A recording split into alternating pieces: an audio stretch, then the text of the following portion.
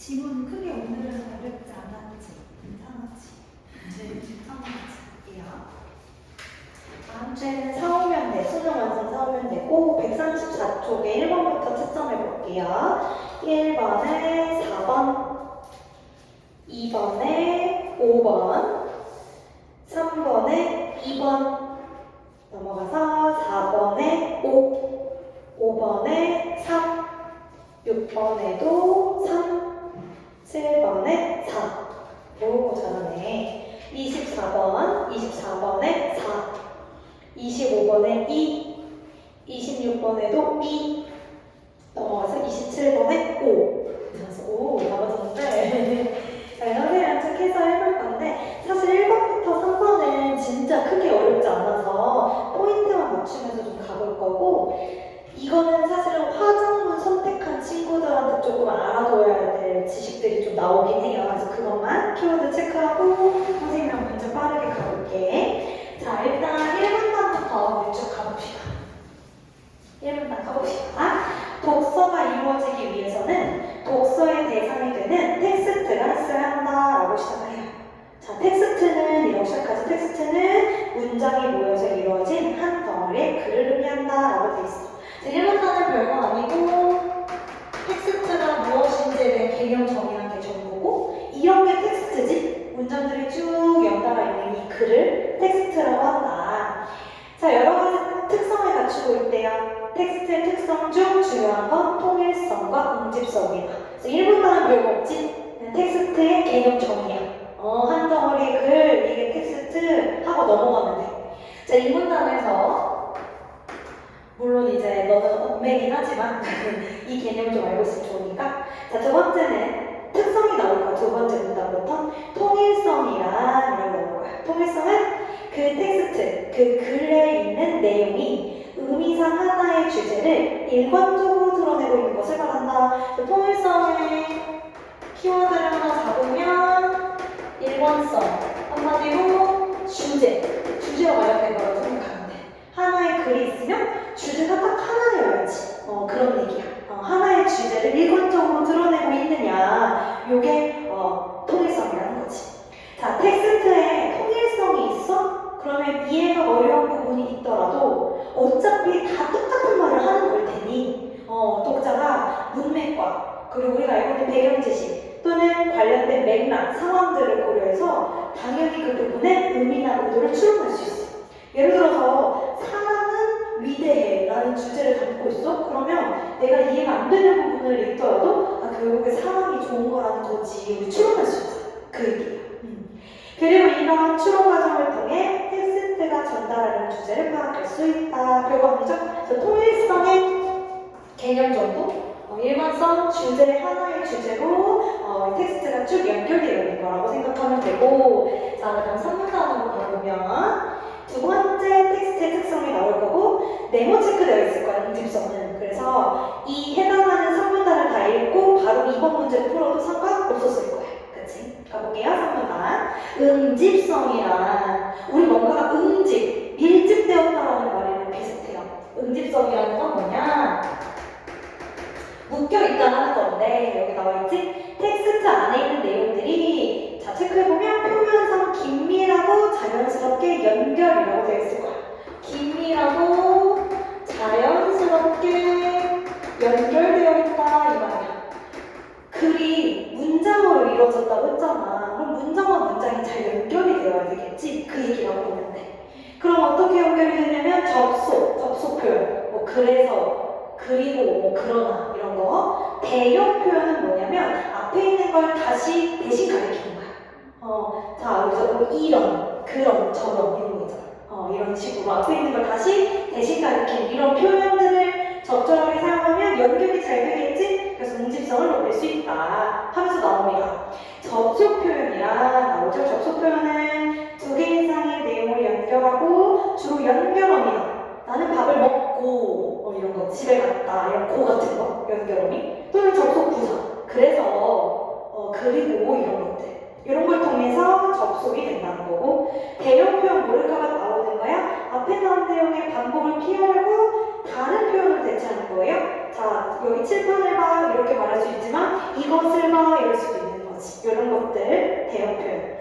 내용의 자연스러운 연결 외에도 글을 풍부하고 다채롭게 하는 효과가 있어. 무슨 말이냐면 칠판 이런 것보다 칠판, 이것, 그리고 이것들 뭐 이런 식으로 그럼 조금 더 다채롭게 된다는 거지.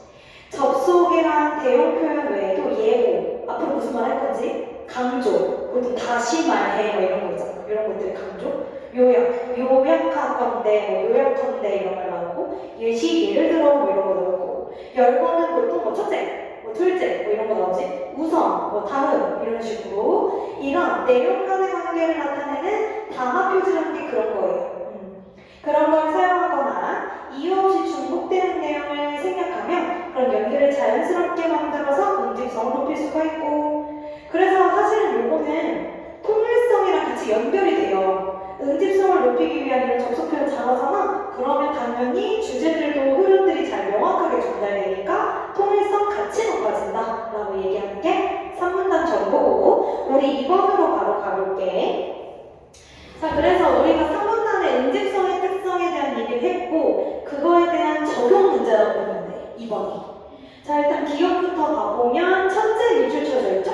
그러면 이거는 첫째, 뭐 둘째, 셋째 이런 표지가 되는 거겠지? 자, 이번에 1번 가보면 열과의 시작을 나타낼 수 있는 단어 표지 맞아요. 우선, 첫째 이런 게 바로 그거야. 그리고 방금 읽은 부분에 응집성 높일 수 있다고 했죠? 동그라미. 니은, 하지만 요거는 앞에 있는 내용이랑 뒤에 있는 내용이 상반된 걸 보여주는 거죠. 실외에서는 마스크를 착용해야 합니다. 하지만 호흡곤란 발생할 때는 상담 요청하라고 해서 앞에와 뒤의 관계가 상반된다는 걸 보여주는 접속 표현이지. 2번도 동그라미. 디귿은 그런 곳은이라고 했죠.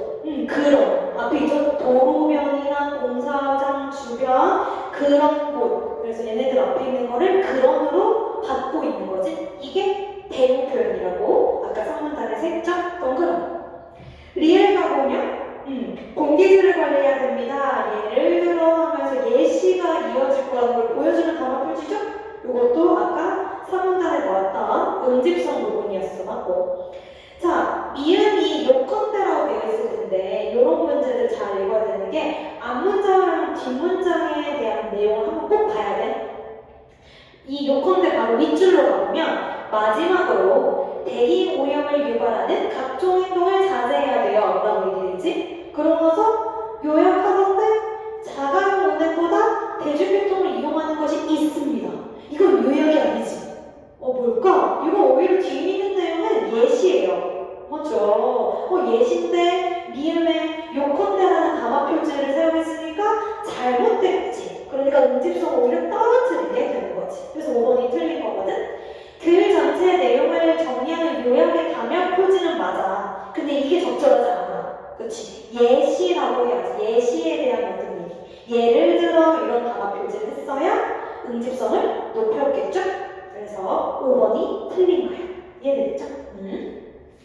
자, 마지막 4문단 빠르게 가볼게. 자, 통일성이랑 응집성 봤고요. 4문단 가보면 나머지 다른 특성들도 나올 거야.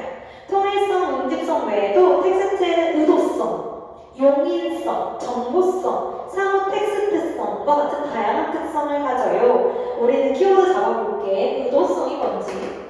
벌써 드러나지? 했나요? 의도성. 의도성은 그 어떤 텍스트 글이 특정한 목적을 가지고 있다는 거, 목적을 가지고 있다는 거, 이렇게 되는 거지? 이 글의 목적, 제목, 내용, 문체, 이런 방식들로 드러낼 수 있어. 당연하죠? 이 글을 쓰는 목적들은 보통 이런 것들을 통해서 드러날 테니까. 용인성은 받아들인다는 뜻이잖아? 그 얘기가 나오는 거야?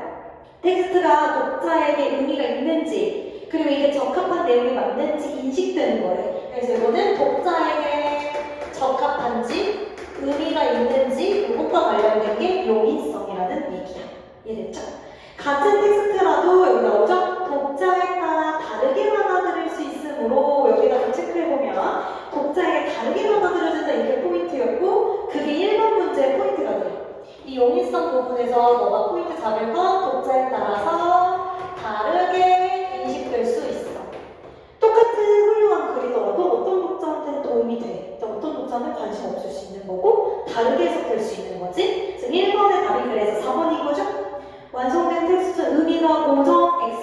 독자에 따라 텍스트의 내용이 적합하게 인식되는지 여부에 차이가 없다가 땡이야. 방금 이 부분 때문이죠?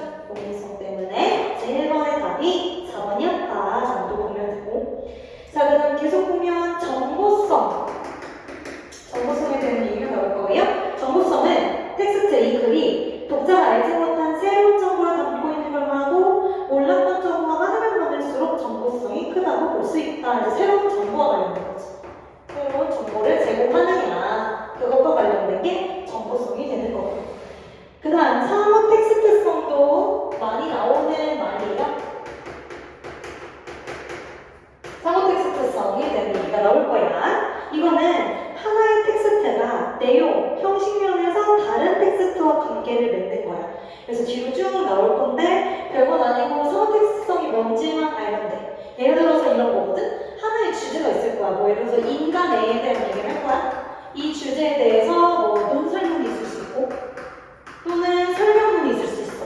그러면 얘네들은 똑같은 소재를 가지고 글의 형식이 달라. 그리고 얘네들의 글을 비교하면서 읽어? 이것도 상호 텍스트. 또는 하나의 주제에 대해서 뭔가 관점이 달라. 이런 것도 다 비교하는 상호 텍스트성이 되는 거야. 별거 아니죠? 그래서 좀 쉬운 거라서 금방 넘어갈 거고 우리 3번으로 바로 가보도록 할게요. 3번 문제로 가보면 일단 해나가 한번 읽어봤으면 알겠지만 A는 좀 잘 쓴 글이야. 잘 썼고 제목을 잘 붙였고 근데 B는 그렇게 잘 쓴 글은 아니야. 제목이 이 전체에 대한 내용을 잘 포괄하고 있는 건 또 아니거든. 약간 이런 포인트 잡았으면 되는데 자 어쨌든 답은 2번이었어. 2번으로 가보면 일단은 A는 제목을 쭉 보면 제목에 대한 어떤 이 A 부분 보면 A는 문맥을 통해 첫 번째 문장에 담긴 의도를 잘 파악할 수 있어. 자, 첫 번째 문장을 보면 꼬여있는 줄은 당기기만 하면 풀리지 않는다 이렇게 시작하거든? 근데 제목이 인생의 교훈이야. 그리고 첫 번째 줄에 문장이 갑자기 꼬여있는 줄이 나와? 이게 무슨 얘기일까? 근데 인생의 교훈에 대한 얘기니까 사람한테 적용하라는 소리겠지? 그래서 그 다음 맥락을 보면 이것은 사람 사이의 갈등이 발생했을 때 자기 주장만 고집하지 말아라 라는 거야. 그러면 우리 첫 번째 문장이 제목이랑 그 뒤에 있는 문장을 고려할 때 이해가 된다는 거거든. 그 얘기야. 그래서 2번이 적절했다라고 볼 수 있는 거야. 알겠죠? 그렇게 풀었던 문제고. 자, 넘어가서 4번부터 우리 7번 문제를 좀 보도록 할 건데 일단 요거는 좀 우리 같이 살펴볼 거야. 해나가 4번부터 7번 딱 이렇게 있을 때 독서 해나 어떻게 문제 푸는 편이야? 독서 딱 봤어. 그러면 딱 1문단부터 쭉 전체 다 읽고 문제를 순서대로 풀어? 아니면 뭔가 해나만의 방법이 있어? 기호 나오고 있으면 응. 그 문제를 먼저 풀고 단어 문제 같은 거 그리고 나머지는 다 읽고 푸는 편? 그렇구나. 그렇게 하셔도 되고 그 다음에 너가 잘하고 있어. 기호되어 있는 거는 특히 단어 문제 같은 거는 먼저 보고 시작하고 그 다음에 기억의 이유로 적절한 거 5번 같은 거 보면 사실 밑줄 친 부분에 해당하는 게 이해가 되면 풀면 되는데 마지막 문단의 마지막 줄에 있기 때문에 다 읽고 풀려는 문제가 되는 거겠고 그리고 딱 보면 묵자는 여기 시작하잖아. 사상가. 그리고 6번에 보면 이제 공자는 이렇게 되잖아. 학자들끼리 비교하는 문제가 되는 거고. 그래서 결국에 우리가 추측이 가능할 거예요. 이 글은 묵자라는 학자에 대해서 얘기한 거고 이가 주장한 견해 이런 것들만 정리 잘해두면 되는 거겠지? 해나 잘 풀고 있어. 그래서 7번에 이런 단어 문제는 먼저 푸는 게 좋겠죠? 그래서 A로 먼저 가보면 A와 문맥상 의미가 가장 적절한 거야. 선생님 일단 푸는 방법은 문장 전체를 좀 보는 걸 선생님 추천하거든요. 맞다에다 맞추쳐져 있잖아. 한번 가보면 묵자는 본래 유학을 공부했으나 유학이 농민과 같은 피지배층의 현실과 맞지 않는다는 것을 인식했대. 자, 그럼 일단은 선생님은 항상 문장 구조를 한번 보라고 하거든? 일단 이때 A에 맞다는 뭐냐면 뭐뭐와 맞다라는 문장 구조라는 걸 일단 알 수 있고 그래서 빨리 푸는 방법은 여기 나와 있는 이 얘네들의 어떤 특성 이 단어의 특성을 또 너가 좀 생각해 되게 좋아. 일단 여기서 맞다라는 건 뭐야? 어긋나지 않다. 그치? 뭐 어울린다. 뭐 이런 식으로 해석하면 되는 거거든요. 그러면 바로 가보면 7번은 4번이 답이었을 거예요. 그쵸? 문장 구조로 전체를 잘 보는데 그의 생각이 의견과 맞다. 일단 구조도 비슷하죠? 그리고 어긋나지 않다. 뭐 어울리다. 요런 걸로 대체할 수가 있거든. 그치? 유학은 피즈백치니 현실과 어긋난다. 어긋나지 않는다. 어울린다. 요거랑 바꿔서 생각해보면 4번이 완전 맞죠? 그런 생각이 나의 의견과 어긋나지 않는 것이다. 완전 맞죠? 의미도 똑같고 문장 구조도 똑같은 걸 골라주면 되는 거야. 알겠지? 그래서 답이 4번이 됐던 거다라고 보면 되고, 그럼 우리 이 글로 바로 가서 1문단부터 쭉 같이 정리를 하면서 가볼게. 자, 1문단 가봅시다. 자, 목자는 중국 전국시대의 사상가고요. 그 목자의 사상을 바탕으로 한 학파를 묵가라고 한대. 여기까지 어려운 거 없죠? 그 목자라는 이 사람의 사상과 이것을 담은 책들은 시대가 흘러가고 시간의 흐름에 따라 잊혔지만 청나라 시대에 실증적이고 구체적인 증거에 근거하여 정서를 연구하는, 자, 수식어구가 되게 길지. 그런 블라블라하는 고증학이 발달한 거죠. 그러면 읽으면서 수식어는 결국에 고증학이란 블라블라야라고 요즘에는 그렇게 개념 정의하지 않아. 평가원들도 어떻게 되냐면 뭐뭐뭐뭐라는 뭐뭐 이런 식으로 나와. 그러면 혜나가 읽으면서 정신이 풀리면 안 되고 이렇게 쭉 읽으면서 이게 고증학 이게 돼야 되는 거야. 고증학이라는 게 뭐예요? 증명하는 거야. 실제적인 증거를 바탕으로 우리 어떤 경전들, 책이나 이런 것들을 연구하는 게 고증학이라는 거지. 오케이? 그 청나라 때 이런 고증학이라는 학문이 발달을 했고, 그러면 여기가 느껴지지? 아, 목자가 아까 그랬잖아. 목자는 사상가고 얘가 담았던 어떤 사상들의 책들이 있었다 했죠? 근데 시간이 흐르면서 잊혀졌어. 근데 고증학이 발달했어. 고증학. 옛날 경전들 같은 걸 연구하는 고증학이 발달해서 다시 주목받았어. 이해됐지? 그럼 결국 흐름이 쭉 읽힐 거야. 아, 오케이. 그러면 고증학이 발달하면서 잊혀졌던 어떤 목자의 사상을 담은 책들이 다시 복원이 됐군. 이해됐지? 여기까지. 그래서 목자는, 이 학자는 본래 유학을 공부했어요. 근데 나오죠? 우리 아까 읽었던 부분이요?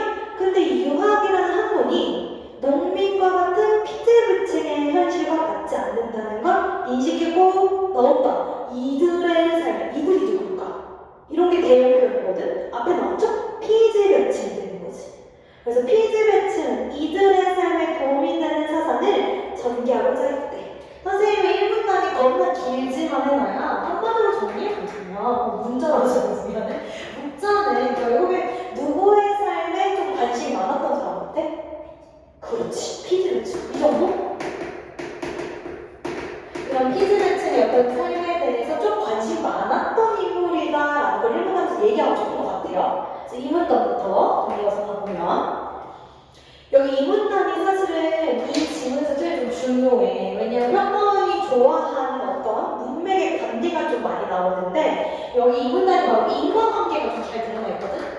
원인과 결과. 근데 이게 선생님 왜 강조하냐면 평가원이 보통 A로 인해 B라는 결과가 나왔다라는 이런 문장들을 뒤바꿔서 내잖아, 보통. A 때문에 B인데 B 때문에 A가 됐어. 이런 식으로 선지를 구성할 거야. 그래서 그런 흐름들을 우리 혜나가 잘 정리해놨으면 됐을 거다라는 거야.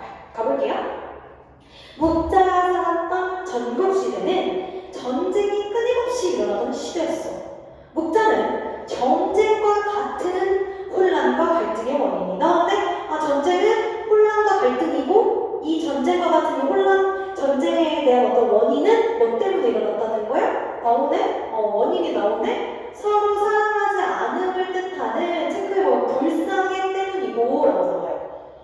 그리고 불쌍해가 일어나는 원인은 차별하는 사랑을 의미하는 별의 때문임을 지적하였다. 딱 여기 끊어보면 한마디로 정리하면 이거지.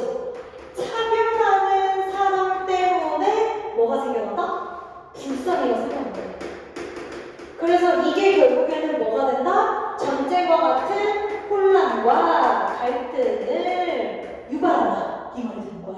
문장이 길잖아. 사실은 더 좋으려면 별애 때문에 불상해가 일어났고 그래서 전쟁이 일어난다라고 하면 너무 쉬운 문장이니까 은근슬쩍 원인과 결과의 관계를 좀 섞어놓은 거 이해되지? 그래서 요거를 잘 맞추면 되는 거예요.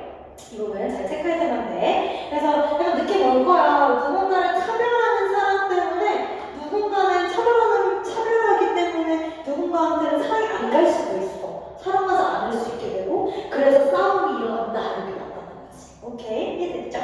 그래서 묵자는 이런 차별적인 사랑인 별애와 반대되는 나옵니다.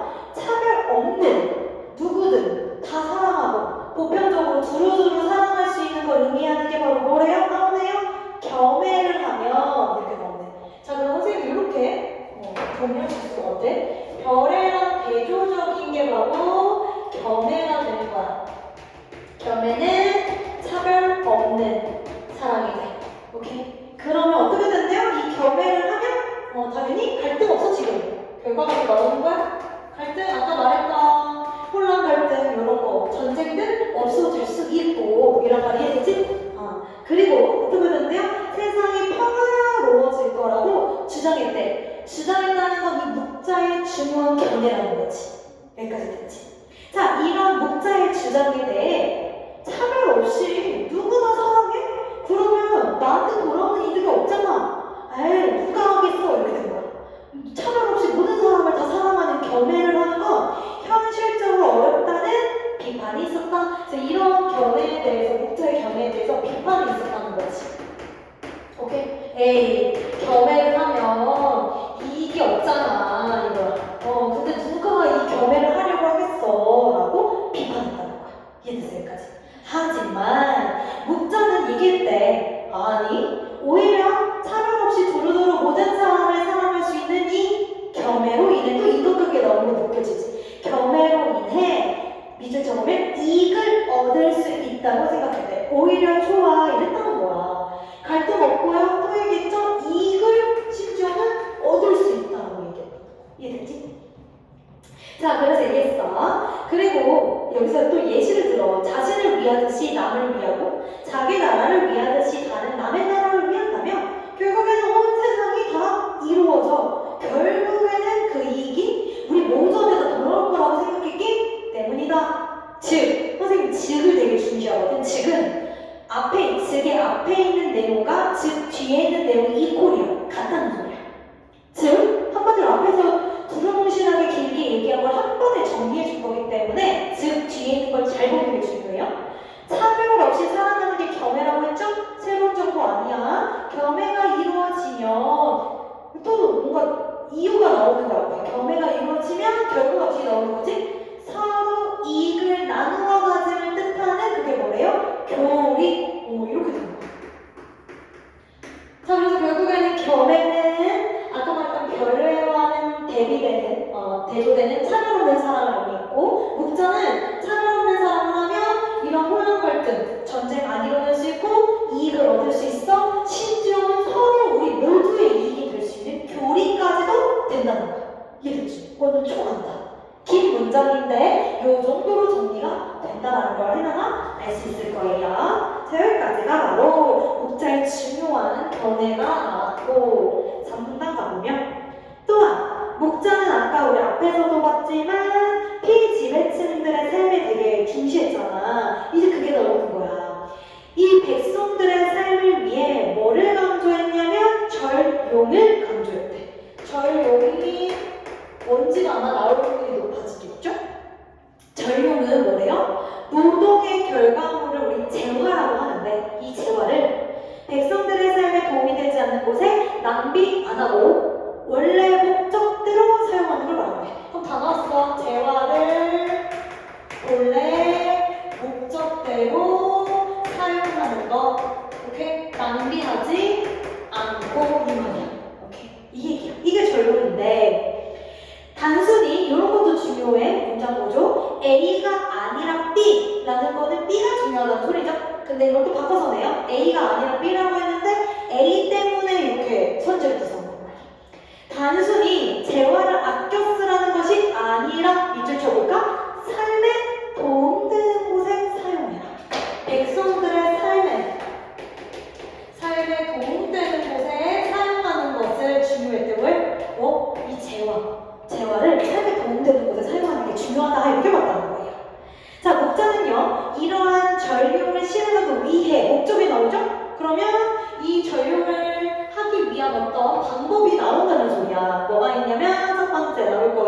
절장과 비약이 있대. 그럼 이 말이지? 정리하면 이렇게 되는 거야. 전룡이 뭔지 나왔지? 그 전룡의 방법 중 하나가 절장. 그 두 번째는 비약이 되는 거야. 그럼 이거만 빠르게 스캔해서 풀 수 있겠죠? 자, 절장이라는 건 뭐냐면 장래 의식을 줄이는 걸 말해요. 그럼 한마디로 이 장래 의식이라는 거 옛날에 생각해보면 우리 조선시대 생각해보면 진짜 장래 의식이 되게 중요했잖아. 부모님 돌아가서 심지어 3년상을 치르게 됐고 그 얘기가 나오는 거야. 문자는 3년상과 같은 당시의 장래 의식이 노동의 결과물이 뭐라고 했지 아까? 재화라고 했거든? 노동의 결과물인 식량이나 재물은 다 재화에 해당하는 거지? 3년 동안 다른 거 안 하고 그냥 장래만 치르느라 다른 걸 못 하는 거지. 그러면 이런 식량 재물을 허비하고 낭비하게 만들고 내가 차라리 이 시간에 노동하면 됐을 텐데 시간을 보내면 됐을 텐데 장래하느라 다 보내는 거잖아. 그래서 장래의식을 좀 줄여야 된다고 주장했다는 거야. 이해됐죠? 비슷한 이유로 목자는 비악을 주장했는데 비악이라는 건 뭐래? 음악을 반대하는 거래. 그러면서 나옵니다. 비악이라는 건 음악을 반대하는 건데 여기 또 나와요? 그런데 목자가 음악이란 예술 그 자체를 다 B라고 비판하는 게 아니라 A가 아니라 나오죠? 뒤에 나옵니다. 이게 핵심이죠? 지배층의 사치를 위한 음악. 그러니까 어떤 음악을 반대냐면 이 지배층의 사치, 오케이, 이런 음악 또는 국가의식이나 예법을 지키기 위해 사용한 음악. 국가의 의식. 그 예법 때문에 옛날에 이제 임금 앞에서 막 파티할 수 있었잖아. 궁중 소감 뭐 연주하면서 이런 것들. 이런 음악처럼 이거는 백성들한테 전혀 도움이 되지 않잖아요? 그냥 백성들만 죽어가는 거거든. 준비하려고. 백성들의 노동력이나 노동의 결과물이 뭐였지? 아까 재화였어. 노동의 결과물. 아까 선문단에 맨 앞에 있었거든요. 이런 재화를 결국엔 착취하고 그들의 삶, 백성들의 삶에 도움이 되지 않는 음악을 비판했다는 소리예요. 그러니까 결국에는 전룡이 뭔지 나왔고 전룡의 방법이 크게 두 개가 나왔는데 결국에는 그 피지배층의 어떤 재화를 낭비하는 것을 다 반대하는 느낌이지. 여기까지 되실 거예요.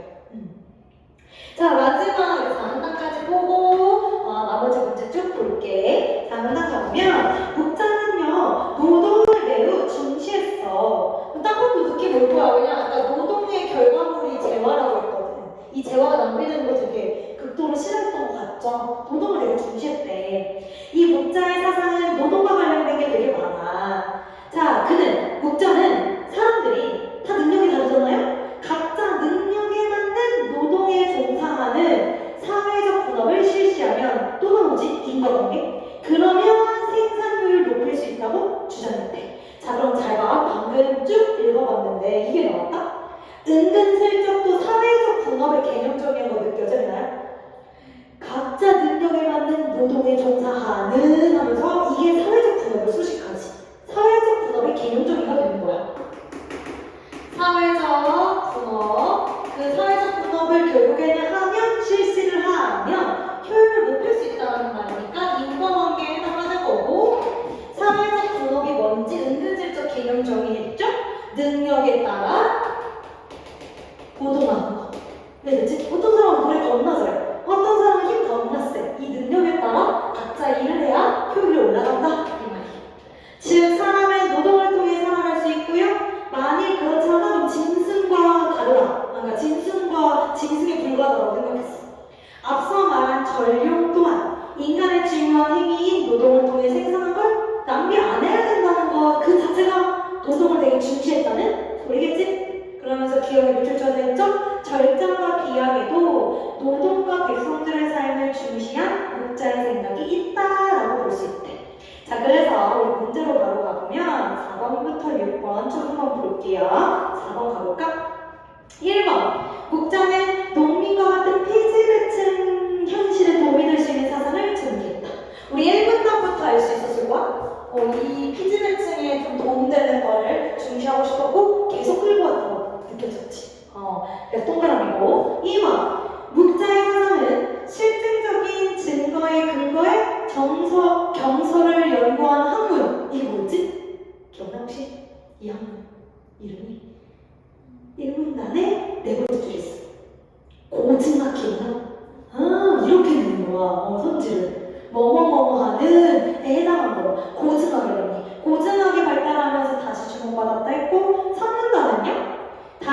낭비하지 않는 걸 주장했다. 그게 바로 이거였지? 전용의 개념적이었어요.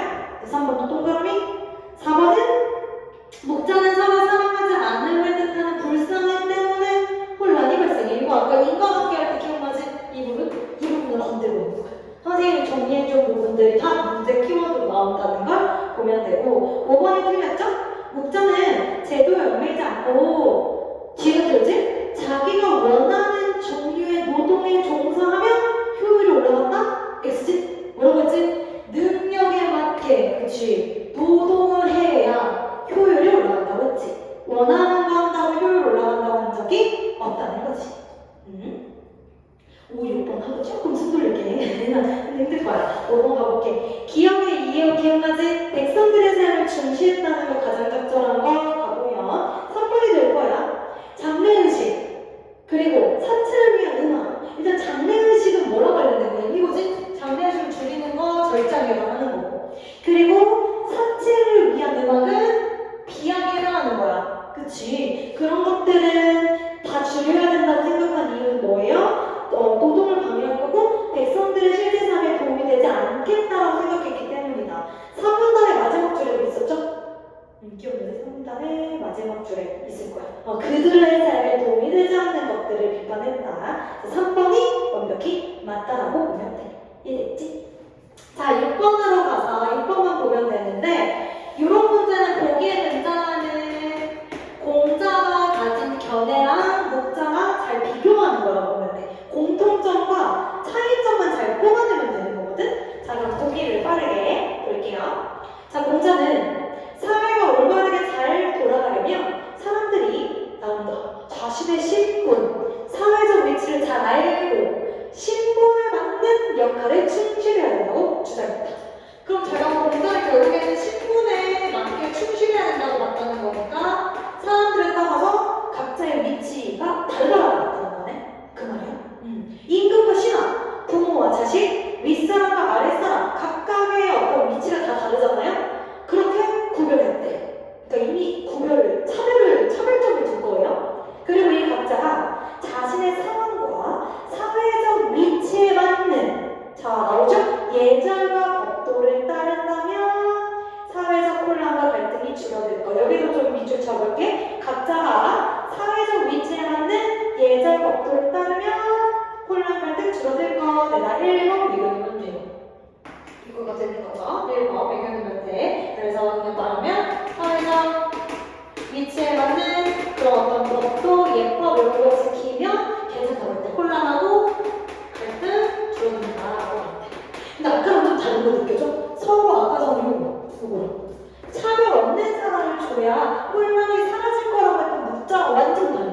차별점을 두고 그거에 따라 하면 갈등이 줄어든대. 이게 차이점에 해당하는 면이야. 또한 공자는 선천적이고 원래 있는 내재적인 인간다움과 도리를 실현하기 위해 사람을 사랑해야 된다. 이거는 사랑이라는 감정을 중시한 건 문자가 비슷한 것 같네요. 다른 사람의 부모보다 자신의 부모를 더욱 공경하고 사랑하는 건 괜찮아. 당연한 도리고. 벌써 차별점이 있잖아. 근데. 그치? 남의 부모보다 우리 부모.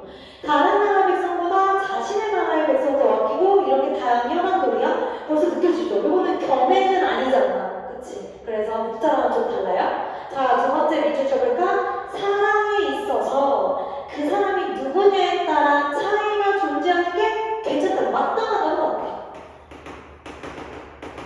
차별 있는 사랑은 마땅해, 괜찮아 이렇게 얘기하는 거야. 벌써 문자가 다르다는 거지. 오케이? 요 정도 포인트 잡았으면 크게 어렵지 않았을 거야. 일단 이번 1번부터 빠르게 볼게요. 1번.